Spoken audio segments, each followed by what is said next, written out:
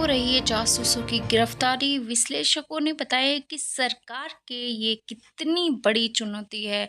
हरियाणा, पंजाब, उत्तर प्रदेश से हालिया दिनों में कई कथित जासूसों की गिरफ्तारी खबरों सामने आ रही हैं। कहा जा रहा है कि इन आरोपियों ने पहलगाम हमले से पहले ऑपरेशन सिंदूर के दौरान तक पाकिस्तानी जासूसों को सुरक्षा से जुड़ी हुई कई जानकारियां इनको खुफिया जानकारियां इनके पास हो सकती हैं। तो कई गिरफ्तारी अभी हो चुकी हैं और कितनी ही गिरफ्तारी अभी होनी बाकी हैं। इस कार्रवाई में एक के बाद एक नई ऐसे लोग गिरफ्तार किए जा रहे हैं जिन पर एजेंसियों को जासूसी का शक है। हर दिन रोज एक नई गिरफ्तारी हो रही है। जिस तरह की चीजें दिखाई दे रही हैं, स्थिति उससे भी ज्यादा गंभीर है। अब तक जो गिरफ्तारियां होती थी वो किसी आतंकी संगठन से जुड़े लोगों की होती थी।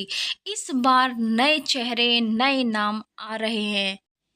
पहलगाम की घटना पर कई सवाल उठते हैं। उपराज्यपाल का ऑफिस क्या करना हो रहा है, गृह मंत्रालय क्या कर रहे थे, ये सवाल भी उठेंगे। जिस तरह के तकनीकी बढ़ी उससे सरकार के लिए चुनौतियां भी बढ़ गई हैं। मुझे लगता है कि सरकार को इसे रोकने के लिए बड़ा समाधान डालना पड़ेगा जिससे देश की सुरक्षा लीक नहीं हो। सरकार को सेना के अंदर जो काम कर रहे हैं, जो बाहर लोग काम कर रहे हैं और सूचना लीक कर रहे हैं, उसे रोकने के लिए सरकार को बड़े कदम उठाने होंगे। सरकार के इंटेलिजेंस विंग को सोशल मीडिया अकाउंट्स पर नज़र रखनी चाहिए।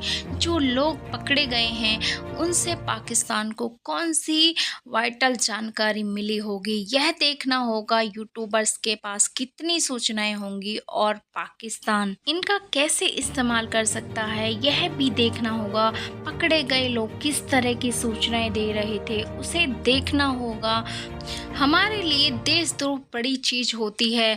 मैं यह नहीं मानती कि हमारी इंटेलिजेंसियों सक्षम नहीं है, इसके बाद भी कभी कुछ चीज़ें छूट जाती हैं। यह देखने की बात होगी। क्या नैरेटिव वॉर में देश का विमर्श जो कमज़ोर करने की कोशिश तो नहीं हो रही है?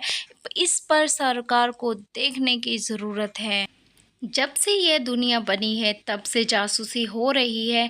जासूस एक दूसरे की सूचनाएं पहुंचाते हैं। जिस दौर में जिस तरह की तकनीकी होती है उसी तरीके की सूचनाएं जासूसी पहुंचाते हैं।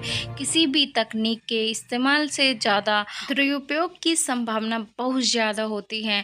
यह तय है कि जब तक लोकल सपोर्ट नहीं होगा तब तक कोई चीज़ सफल नहीं होती। यह हर जगह है। जितनी तेज़ी से तकनीकी बढ़ रही हैं उसका दुरुपयोग भी बढ़ रहा है। पाकिस्तान के लिए जासूसी के आरोप में पकड़ी जा चुकी है। ज्योति मल्होत्रा ने 9 देशों की यात्रा की है।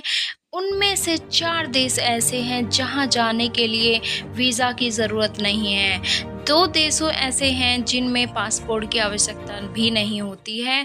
वही ज्योति ने अभी तक किसी भी पश्चिम देश की यात्रा नहीं की है।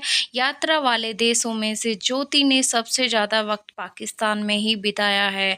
ज्योति ने इन एशिया देशों की यात्रा पर खर्च खूब किया है। दूरी कम होने से चलते ही किसी अन्य कारण से इस बारे में जांच जरूरी चल रही है। ऐसे ही नई नई अपडेट के लिए हमारे चैनल को सब्सक्राइब करें, लाइक करें, कमेंट करें।